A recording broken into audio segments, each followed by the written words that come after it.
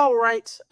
So our first review of the day is going to be for Peacemaker season 2. Now, this is a mid-season review of it. There's 4 episodes of it out right now.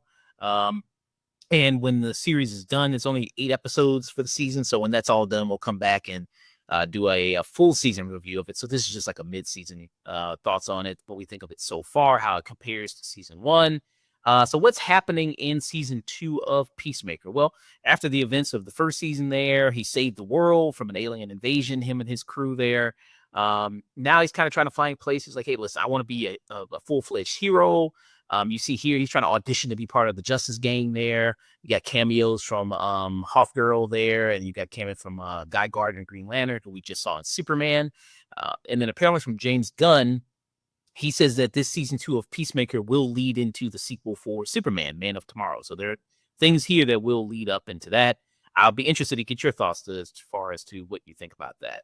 But yeah, so after the events there, them saving the world, you think that they would be on top of the world. You think a lot of things would be going good, but things are still going way worse there. You have Hardcore there, who is played by Jennifer Holland, who can't find any work. She's been blacklisted there. She diagnosed with toxic masculinity.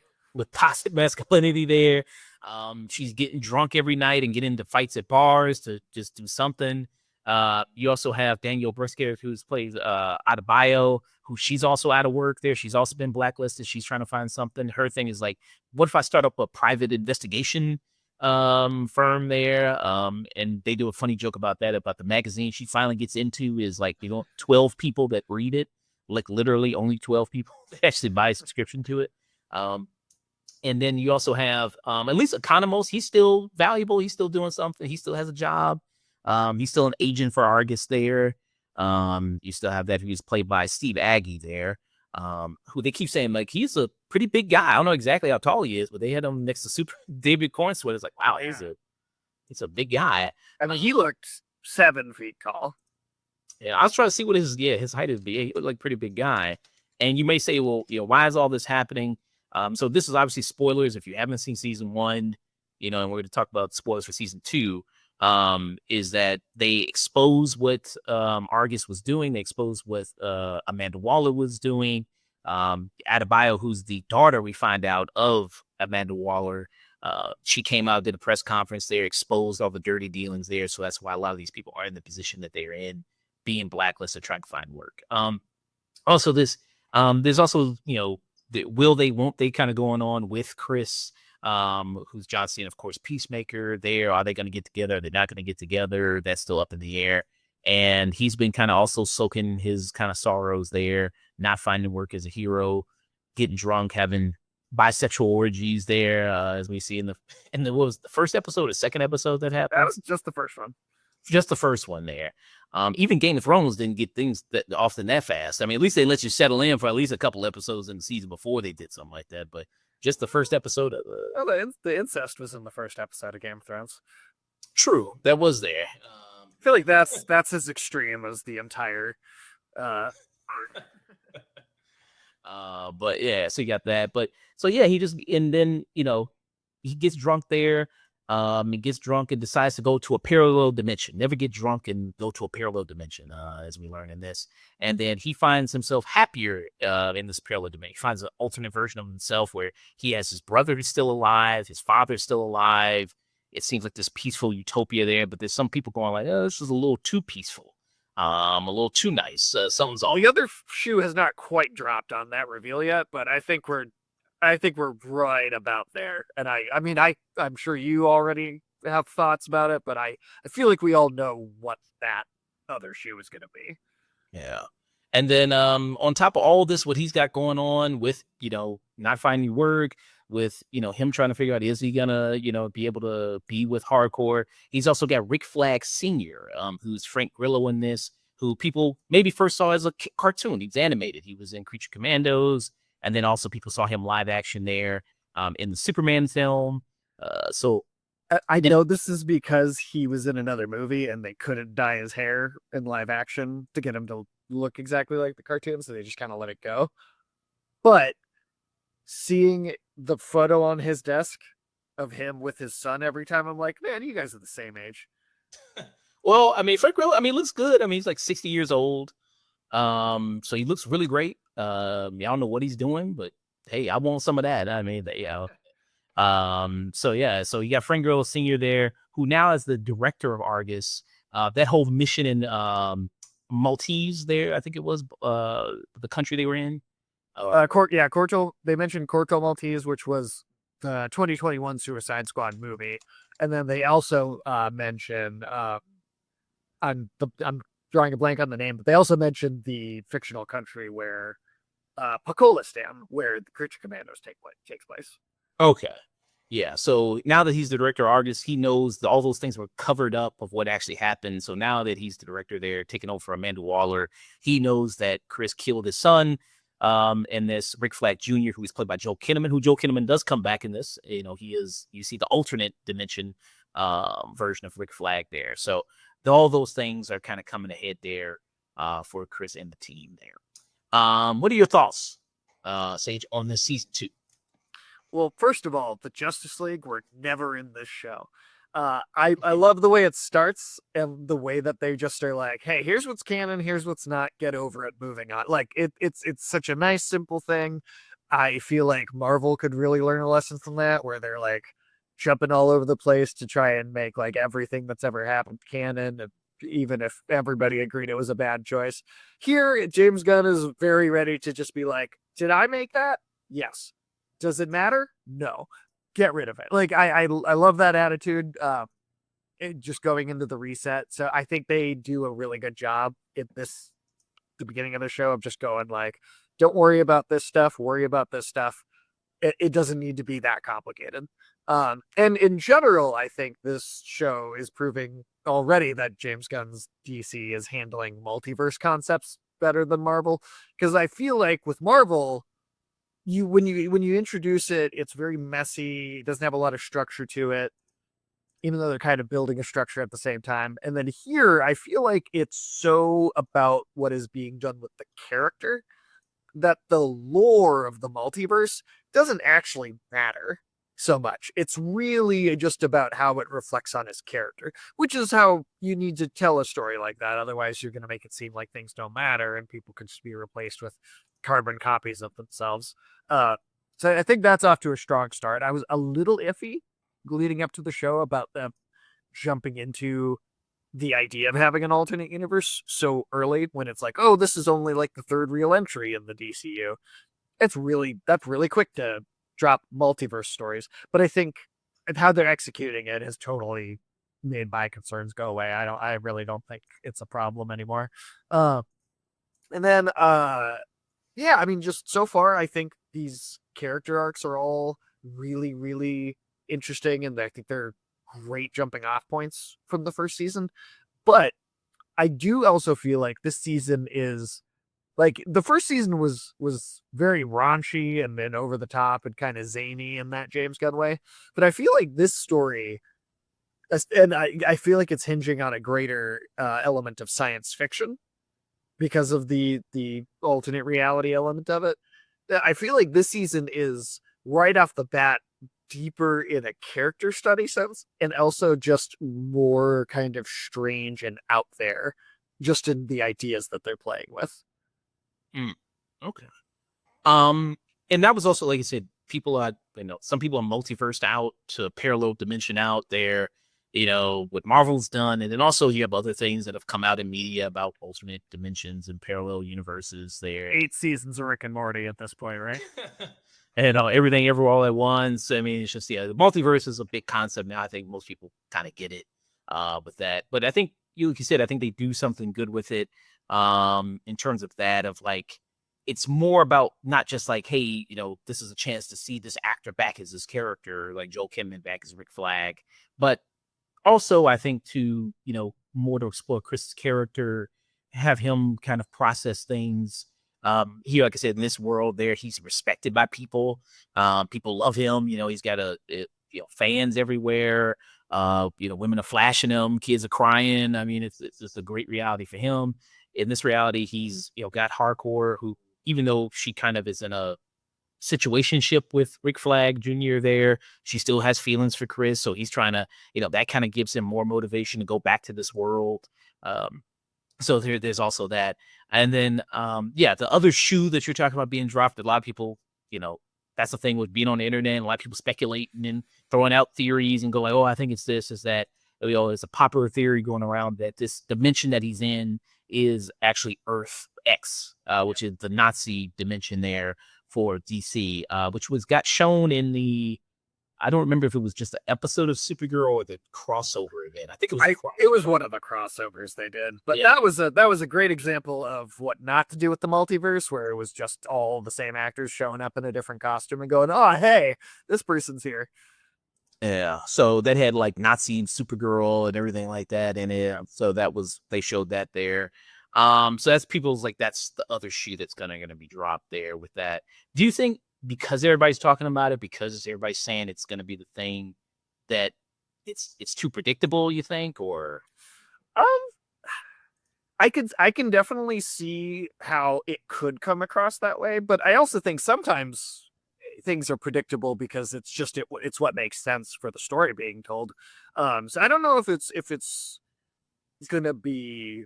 I mean, I think that what would make it weak would be if they waited until the end of the season and then tried to cliffhanger it for like a future story. But if we get the reveal in like, sometime in the 5th episode, and then we get a solid, like, 2 full solid episodes that are all exploring the idea, then I don't think it's too predictable then, because it's predictable maybe in the sense of this is the basic idea of it, but how's that going to play? What's the reaction going to be from the characters? How are they going to actually deal with that? And then what conflict is going to arise? I feel like if that's all interesting, then I feel like it ends up not mattering. But I don't know. If they do it right at the end of the season, I could see that being like, oh, well, we waited the whole season for this to happen and we all kind of knew it was coming. That would be a little weird, but as long as they leave room to really kind of get into it, I think we're fine. Okay. Yeah, it seems like that's where it's going. It depends on the execution of it, and to see how they kind of do it there. I think there's another reveal hidden inside that, though. And tell me what you think of this, because when in the most recent episode, he's living kind of his double's life, right, in this world for a bit, and he stops a like terrorist attack, basically, right? And when the first one of them that he kills, he gets these like an axe right in the head. That guy has this very confused look on his face, almost like he saw Peacemaker and then he was specifically expecting something different to happen based on that. And I'm wondering, because they also in the first time he's like talking to his brother and his dad, they keep kind of mentioning that like, oh, you've been gone a lot, or oh, you're disappearing even more than usual, which says that this other Peacemaker has been disappearing a decent amount in general. I'm wondering if he didn't just kill his like evil, Nazi twin, but what if this Peacemaker that he murdered was actually like working with like the resistance movement and was kind of undercover. And so not only did he kill his evil twin, or his twin or whatever, and he's feeling very weird and existential about that, what if he also killed the person who was genuinely actually pretty heroic by working with this like underground movement and being like a mole sort of? Because I feel like that would just be another layer on him just fucking up the situation really bad. That's it. I've heard people talk about that before. Like you mentioned that. When he kills, like I forgot the name. You remember the name of the terrorist organization? It was. I don't remember what name they gave it. Yeah. But he fights this like this Liberty or something organization that's kind of like awaken people or something up from that. I've heard the theory that what essentially is that their family working together is trying to like overthrow the whole government themselves. Like they're doing that. Like that's what they're trying to do together there. Instead of just Chris. Maybe I haven't heard Chris going undercover as a mole with that group to like he would be a good guy even in this Nazi world. He's still kind of the good guy there. I haven't heard that one before. That's interesting. with that. But yeah, so even though if the outcome is predictable, a lot of people speculate that the execution of it still could be really good. Um, I know I said that sometimes the multiverse is used as an excuse to bring back some of these people to have, maybe characters you killed off. I think James Gunn has said that I think he feels like he made a mistake, maybe killing off Joe Kinnaman as Rick Flag. Do you think that there's a possibility that they'll keep him, maybe, or do you think no, he'll just stay there in this other dimension? Um, it's interesting because yeah, I have heard him say that. I don't know. I mean, I feel like there is a little bit of wiggle room with comic book properties to kind of be BS your way around some character resurrections as long as you don't do it a lot. You can kind of get away with a few here and there. Um, so if he does it the right way, I think there's a chance that he could maybe make it work. Um, I would just hope that if he does, there is a thoughtful characterization to this other version of him that kind of makes you always remember that it's not quite the same guy. Because I think that's the worst thing about character resurrections in comic book storytelling is I think you can do it, and I think it can even be done in a way that's interesting. But if they can they can be really interesting at first, and then slowly fall into like a pattern where they kind of become the exact same character as the dead version over time. And as long as there's like a good delineation of keeping that character individualistic, you know, I think in the long term, I think it can work. It's tricky to write it the right way, but I think it's possible.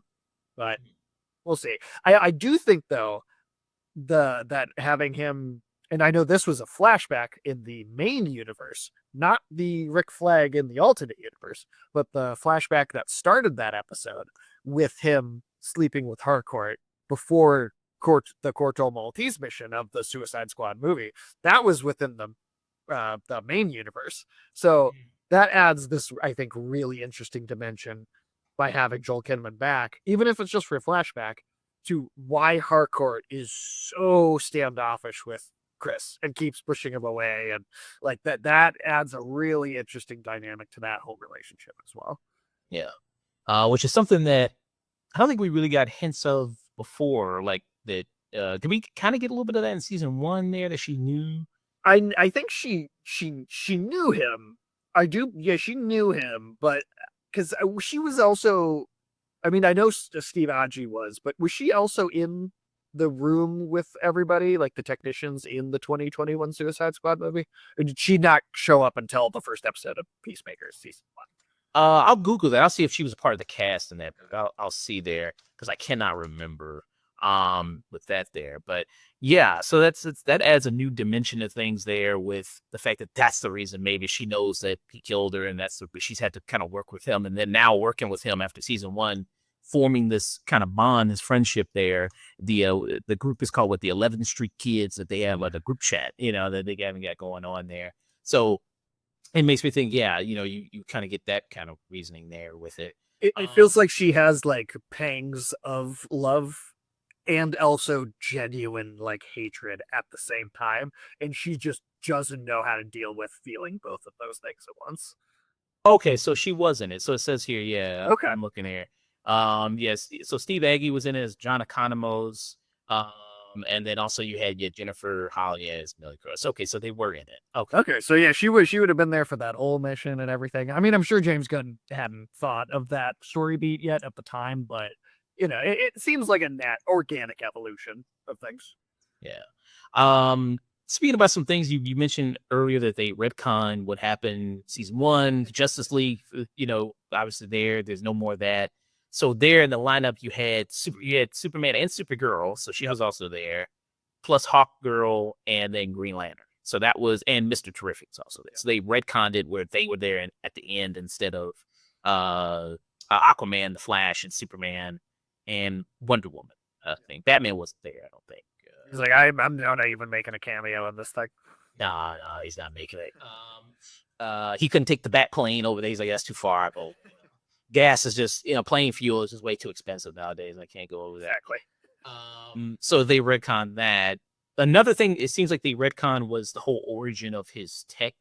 Because it seemed like in season 1, and his father, who's played by Robert Patrick, it seemed like in the first season they implied that he built all of like his helmets and all that kind of tech there with it. It's definitely the impression I had, but I also don't remember if they ever outright stated like that did or did not. Like, I know they implied it for sure, but I don't know if they ever were like very like this definitively is what happened. Yeah. So see, and then in this season, it clarifies that so him and his kids stumbled upon this alien.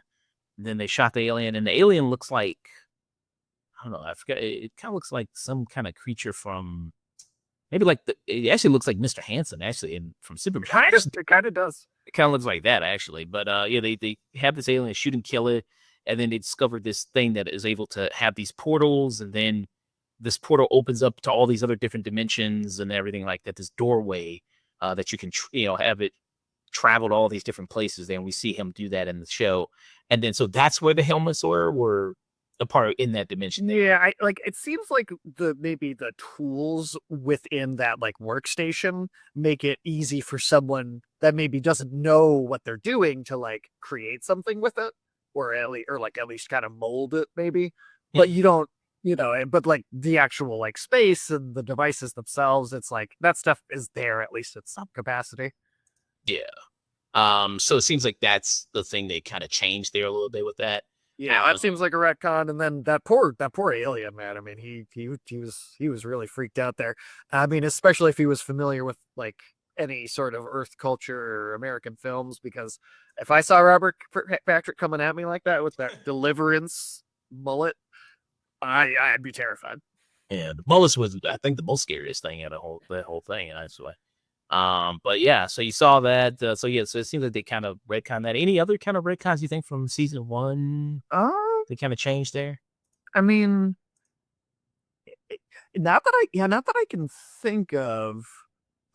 Yeah, I feel like it wasn't like they didn't go retcon crazy. It was really just enough to be like, all right, we're making sure that the DCEU at large does not count anymore. I feel like they just changed enough things for that to be what's going on.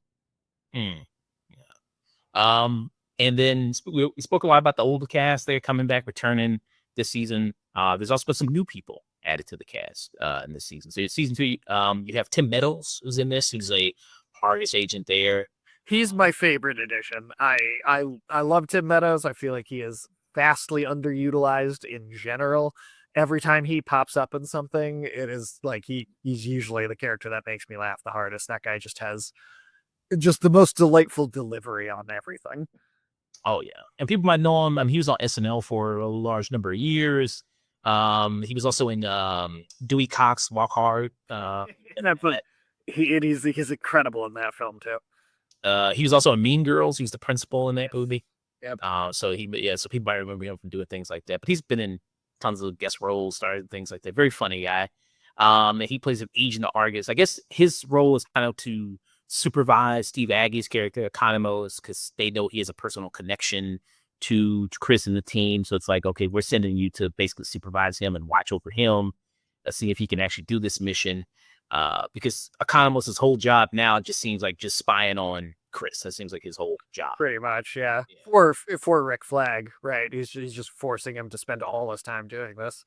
And I thought it was interesting too, because when Tim Meadows first comes in and he's coming in and talking to him, I thought he was being like intentionally antagonistic, right? Kind of for calling him nicknames that Economist does not like, and he telling him these stories that just seem just so ludicrous. But then at a certain point, I think it was in episode 4 where they're trying to they're trying to come in and see what Chris has been doing, right? And kind of catch him in the middle of using this portal.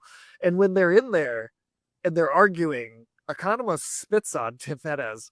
And Tim Meadows seems not just angry because that happened, but also kind of personally hurt. Like he's like, I was really trying to be your friend, man. I can't believe you would do that to me. And it reframed all of those scenes in the first 3 episodes that I'm like, I think he's just really weird, but I think he was actually trying to be friendly that entire time. I got the scene right here. try to arrest my friend. How wacky would that be? Well, get over it. I'm not getting paid to deal with your shit. I think you kind of are. What? If you read my dossier, you know I have so. And when you see them like walking together, it's like such a big. It's like she's so kind of small, and it's like wow, it's such a big difference. Deficiencies that are worth dealing with for all my other talents. So you do kind of explicitly get paid to deal with my shit. You are one curmudgeonly motherfucker, Ginger Cool. I told you not to call me that. Motherfucker, Flurry. What kind of grown man spits on another person? Has one of your cows ate walking this door? Like, yeah, you see that face, like damn. I mean, it does kind of hurt there. Like damn, you got the other dude in the back, like damn, he gonna let him spit on you like that. Yeah, he looks concerned. And the woman character, that agent, I'm forgetting her name off the top of my head, just right here. Sasha Bordex. Yes, that is a character from the comics that was part of Argus. I want to say she was introduced in like maybe like 2012, 2011, somewhere right around like the New 52 comics run. I think she was introduced somewhere in there. Okay, yeah, this is the character right here. Yep. Okay. Yeah, the artwork is very New 52 era kind of style. Pretty sure that's where that came from. And the actress is Sol Rodriguez is the actress there. Stunning woman. I mean, really stunning. Oh yeah. So I don't know what the knight is on it. Oh, that's the Argus symbol, right? That is checkmate actually, which is it's yet another thing that that Amanda Waller runs. She'll bounce between these organizations. Sometimes one of them is inside the other, or they're kind of the same thing. It's certain. They kind of mess around with. I want to say, can remember Argus. I believe Checkmate is the original Amanda Waller organization from the comics, and then I think in Smallville, I want to say they created Argus as like a thing for that adaptation, and then that got brought into the comics afterwards. Or it's the other way around, and Argus is from the comics, and Checkmate is maybe from the Smallville show. And then that got brought. Either way, they kind of did one of those things like a Harley Quinn or a Livewire. I guess Adebayo, actually, as well, next. She's an original character as far as I'm aware of James Gunn's. But yeah, it's one of those weird things where they've got... Amanda Waller has several different things that she's got her hands in. Okay, and this was Pam Grier, who was the Amanda Waller for Smallville. Yeah. So surprisingly, Amanda Waller's been adapted large number of times. Amanda Waller. So Pam Grier in Smallville, Angela Bassett in Green Lantern. I am forgetting the actress's name, but I played her in Arrow. That actress was in like shows like Spartacus, and she's in Rings of Power currently as the queen of like Numenor. And then of course Viola Davis, who finally got the character right, I think. Yeah. Oh well. I guess if you also count voice roles, also CCH Pounders. Oh, sure. Yeah. Cynthia Adi Robinson is out there. There you go. Who played her in Arrow there. So you had that one there. But Viola Davis, who I think aren't they planning on doing like I think they're still planning on doing a Waller show. That was announced when James Gunn did that like announcement video where he lists off a bunch of stuff, and at that point he has to mention the Flash because that wasn't even out yet, I think, at the time. And Waller is like one of the first things mentioned in that video, as though it was going to be kind of one of the first projects. I wonder if maybe behind the scenes there's been some creative like, oh, we don't know exactly where to take this, because one of the things I respect about James Gunn is like that Authority movie was supposed to be like the next thing after Superman. He doesn't like the script, he's not happy with it, so it's been pushed back. Maybe it'll get canceled, maybe it'll become an animated film, but he's not pushing it out anyway just because he talked about it. And I think the Waller show is a similar situation where he did mention it very early, but it's maybe there's been some trouble, so he's like, well, I'm not going to push it out anyway, we're going to take our time, and either we figure it out or maybe we don't do it. Yeah. So I love to see that. I love to see Viola Davis there in the show there. I would really like to see, in particular, her and Batman have that little intellectual square off that they would have in the cartoons, because they were the only two that could like outthink each other in that show. I want to see that in these movies. Yeah. You didn't like it in Batman v Superman, Ben Affleck and Viola Davis? Wait, did they share a scene in that movie? Yeah, they did. Remember, I think they We forgot that. I yeah, thought you didn't show up until for the first time until the 2016 Suicide Squad movie. I thought that was the first time she was Amanda Waller. yeah, because I think he had like a cameo in it or something, or Oh, yeah. is it in that movie? Yeah, Suicide Squad. Yeah, this was the scene right here. Oh Yeah. God, I've probably just blocked it out. Listen, I can keep a secret, okay? What do you want? People are asking questions about Midway City. The kind of people who can get the answers, and if they can get those answers, my head will be on a pike. Consider yourself under my protection. If you deliver.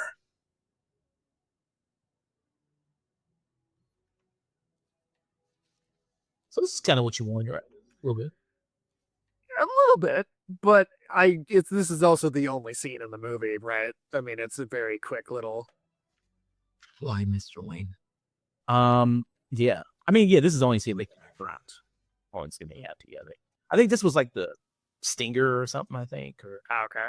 I can't remember if she already knows that he's Batman. I don't think she knows he's Batman at this point. I mean, it's like a small microcosm of something I do want to see more of. I don't know if like the writing in that moment is like amazing, which is true of that entire film, but it's not as bad as some of the dialogue in that film, so I'll give it that as a scene. Yeah. I always remember this classic scene there. Get dressed. It's time we talked. Amanda Waller. Born in East St. Louis, Rhodes Scholar, PhD in political science, served in intelligence under 3 administrations, disappeared from public life 4 years ago. Am I supposed to be impressed? Maybe I should rattle off your resume now. You know, I could blow the whistle on you anytime I want. Fine. Why don't we step into the light together? I'm sure the American people will be just as interested in your activities as mine. I see that. To me, that's like, even just being very short, that's got way more personality than that other scene. I mean, it's a little personal. I mean, he couldn't take it out of the shower. I mean, that's a little. Come on, just wait for the bedroom. I mean, So I could be wrong, but I want to say that's also the episode where Superman is fighting the Doomsday clone in the volcano, and he's like, Batman's extorting Amanda Waller to get to try to get the codes to like disable it or get it shut down before they launch it. But so he might be. I think it's like the clock is ticking sort of a moment. time pressing. Okay, yeah. Plus, he probably does that to people a lot, if we're being honest. Man, just sneaks up on them in the shower. But yeah, so you have that going. So those were the new cast members there. Another one was Michael Rooker, because of course James Gunn property. Michael Rooker. I did see that was actually a last minute thing because they had someone else cast. I'm not sure who, but that they couldn't do it at the last moment for whatever reason. And Michael Rooker came in and to play the character as like a favor to James Gunn. But it was not supposed to be him. Oh, okay. I wonder who that is there. But do you think pretty good character? Do you think a little too kooky, or do you think it's just good? I think it fits with the rest of the show. I mean, his superpower being he's like a weird like nemesis to Tim Meadows' character, kind of in a way. And just this weird like just probably Alex Jones watching cultural appropriating old white man. It's I think it fits into the show's sense of humor very well. And I think especially honestly, it's a pretty clever foreshadowing if everybody's right about the Earth X stuff. It's honestly kind of a good lead into that. And I'm trying to see who the actor was. James Gunn, you see, doesn't really give a name, just as a talented actor, great guy. It was Brad Pitt. I don't know. Maybe it was Brad Pitt. Yeah, Denzel Washington, somebody. But yeah, so you got him there, and I think he's fun. I mean, he's like he has Eagly, which is like his nemesis, I guess. So okay. There, and there's a cool action scene with Eagly we get in here. That is fantastic. I mean, nothing bad to Crypto. I really enjoyed Crypto in the new movie, but he ain't got nothing on Eagly. Eagly, I mean, he's dangerous. He goes for the eyeballs, the neck and everything like that. Taking out entire strike teams of soldiers. Yeah. And so he's not even got like powers. He's just a regular eagle. Yeah, just a regular eagle, and it kind of makes it cool when they team up. They do combo moves, him and Chris there, so that's very nice. And that eagle was technically playable in the most recent Mortal Kombat game, so there's a precedence for him being this deadly. Yeah, so that was a cool action sequences there. They did the assault on the terrorist building about Chris. That was a good one too, and I think they did it with like wasn't it simultaneous? They showed both of those things. I don't remember if it was now. I want to say it wasn't, but I could be wrong. Yeah, let me know. I'm trying to think there, but yeah, those are really great there. I forgot to mention the other character. Freddie is his name. I forgot to mention him. Part of what, as far as what he's doing, who plays Vigilante in the Adrian Chase there. I mean, he's still basically I mean, he didn't really have a life to ruin. I mean, he was still doing the same thing. He's just working job. He's just happy to be around, really. I think the crew and have friends. So he's still doing kind of the same thing he was doing before. People say that he's kind of what Ryan Reynolds thinks he is, as kind of Vigilante is what Ryan Reynolds thinks he's doing with Deadpool. That's a pretty good dig, honestly. Yeah. But do you think pretty much everybody back still as strong as season one? The humor, action, everything. I honestly am liking this season more. The first season, it did take me until I want to say the third episode of the first season to really feel like I was really enjoying the show. It had a little bit of a slow start for me, or some of the jokes were landing in the first two episodes, and then it kind of found its footing and found its identity as it went on. This season, I think, has started as strong as the first season ended, and I think has just continued to kind of layer on top of the characters from there. So I think this season has been firing on all cylinders the entire time, and I'm enjoying it more than the first season. Yeah, I'll wait to see how the season ends to see how I feel about it to compare it there. I don't know if I like it more than season one at this point in time. I think there was just like a lot of the characters. I feel like they were more around each other, so there was a lot more growing you saw with them. Like here, they're kind of more fractured with them, kind of in kind of different places there and kind of being kind of distant there. So I think that's part of it as well. I don't like the intro as much as the first season intro. I mean, what do you think? I don't. I don't think it's as memorable. I definitely don't. The first one was really killer. I think some of the motion, and especially them kind of mimicking a pile of bodies, could maybe be interesting foreshadowing to the story. That could maybe make it maybe more interesting in hindsight once the season is over. So we'll see, because that could enhance it a little bit.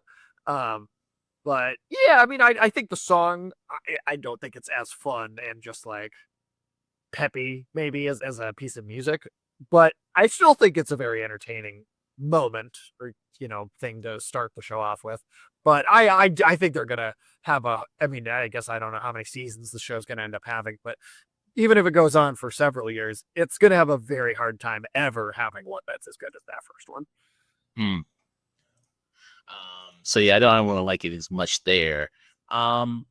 Speaking about this season there, it's kind of speculating the end of it. How do you think this season will lead into Man of Tomorrow? How do you think? So I think I think the through line is going to have more to do with Rick Flag and what information he takes away from from kind of learning maybe about some of these other dimensions and realities, and then taking that information to Argus as like an organization, and then him being present as that in the next film. Because I could easily see Brainiac be right if it's Brainiac's attacking the world, or causing problems of some kind. Lex and Superman have to work together to deal with this problem. I'm sure Rick Flag's going to be in the room with them, right? And when you start to get with this high scale technology stuff, I wonder if maybe there's going to be some connection between the alien that had that maybe Brainiac, that's another species he wiped out. And so there's a connection to the tech that Brainiac has, because he assimilates all the technology of every species he exterminates, and then incorporates it into him, and then moves on. So I wonder if maybe that's where it could be. Maybe this technology is going to have a little bit of a Brainiac lead in. And then, yeah, Argus, I feel like that organization it makes sense for them to show up for that same story. So I think that'll probably be a through line. Now then, here's a question for you. This would be the most out there, like, I didn't expect this moment, and I don't actually really think it's very likely. But how surprising and fun would it be if Rick Flag he wants revenge, right? He's really probably going to be coming after him. If he keeps sending in teams of soldiers and that keeps not working, this Eagle already took out one, right? How long is it before Rick Flag goes to the creature commandos and is like, hey, I'm sanctioning a hit on this guy. Go take care of it for me. Oh, interesting. So you think maybe you'll see the live action version of those characters? I don't actually think it's likely that will happen. That's just where my brain goes as that would be a fun left turn. I mean, I haven't heard any rumors about that. I strongly speculate. I feel like Superman may have a cameo because, I mean, I don't know, you see all these photos on the set of him. They could have also just went to the set of Superman and then photos. I do think they were just filming close together, so maybe that could be part of it. But also, that's a good cover story if you want to hide the fact that there's going to be a cameo and not spoil it. So I could see the argument either way on that one. But to be honest, James Gunn also, it's another thing I feel like I'm really noticing is that he's seemingly running a much tighter ship than Marvel, because every Marvel movie, going back to the first Avengers, there were clips leaking online and parts of the movie that you could watch without special effects months before the movie. And I think to some degree, Marvel probably leak some of that stuff on purpose, right? To drum up hype, right? I think that's just part of a marketing tactic. But James Gunn seems like he's running a lot tighter of a ship. Like Lanterns got in and out, filmed the entire thing, released one promotional photo of Hal and Jon Stewart, and there has been no footage or leaks really about that series whatsoever. So I think if the Creature Commandos were to show up in the second season of Peacemaker, I think James Gunn actually has his ship tight enough that we wouldn't know about it ahead of time.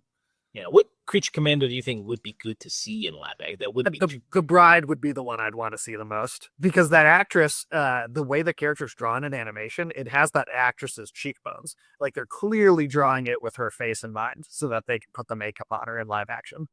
Yeah, like, I think you could very distinctly see her in the cartoon. Indriana Vermara. Yes. Yeah. So yeah, people I know she was Game of Thrones. She was in there. She was in another show. I can't think of it at the moment. But I really liked her in that show. I can't think of it at the moment. But yeah. So maybe her. She'd probably be the most one that you could see. Probably. Oh, she was in Luther. That's what the show was. Okay. She was the wife of Idris Elba in that. But yeah, so because the other one, because you have Weasel, you're not probably maybe gonna show Weasel in live action, maybe. Well, I mean, he wasn't in he was in the first Suicide Squad movie, but that could be a lot of CG for the series. But then again, it's an HBO series, and they do seem to have money for good CG. I mean, honestly, the effects in this show generally are looking better than some of the big, the full Marvel films coming out lately. And then who else is you got? GI Robot. You got there was some new members that got added. You still have there was like Phosphorus. Dr. Phosphorus. I think we'll see him in live action at some point. I think at some point for sure.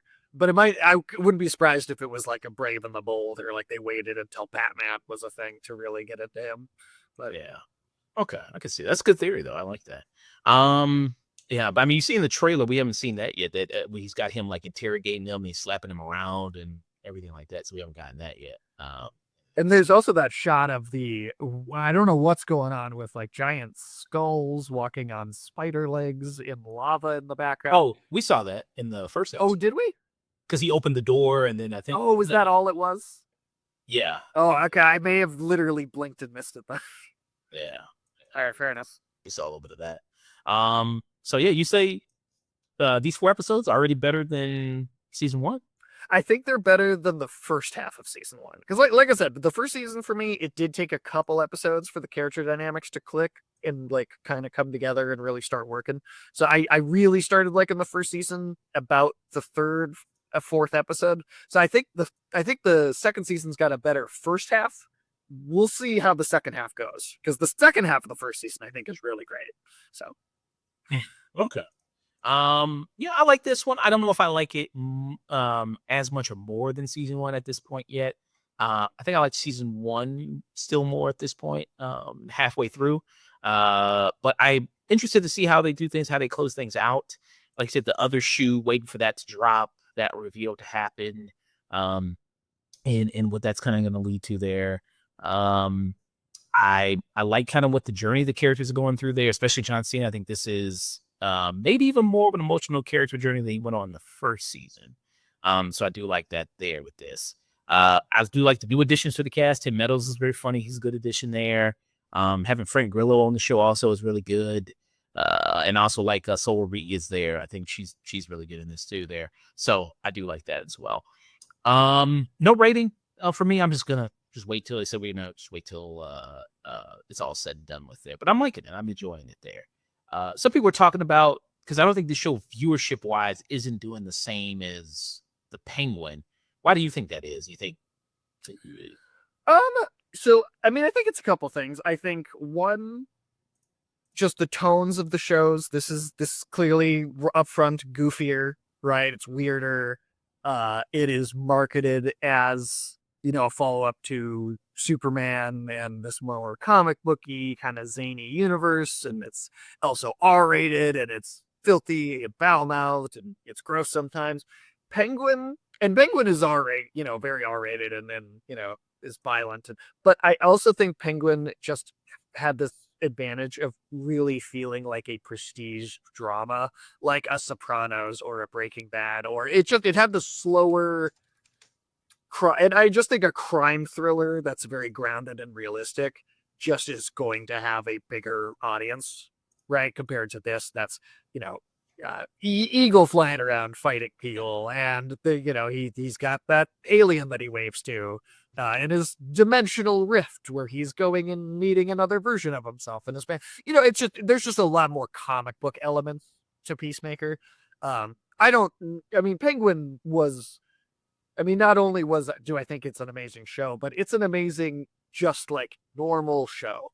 Like this could have even not, you know, like obviously Colin Farrell was in the Batman movie, but even if he hadn't been, and this was like its own standalone thing, and it wasn't even a follow up to that movie, and it was just its own TV show, and it had no Batman in its universe at all, I think that show would still have been as good as it was, and would have just felt like a normal, grounded TV show that anyone, you know, because some people, their tolerance for like their suspension of disbelief, I should say, for really wild comic booky ideas, that's gonna cut your audience somewhat the more of that you do, and Peacemaker's pretty wacky, so I think that's the biggest thing. Okay, very nice. Yeah, I think, yeah, because the Penguin you could just recommend to people who don't know anything about comic books, don't care about comic books, anything comic book related. There's nobody with powers, and you know, in the show, it's just like, okay, it's just a regular crime show there that you're kind of dealing with. So I think it has that appeal kind of going for it, as opposed to something like Peacemaker there, with it. So you do have that. But yeah, so those are our thoughts. Peacemaker season 2. We'll be back for a wrap up when it's all said and done with there. So that were our thoughts. All right.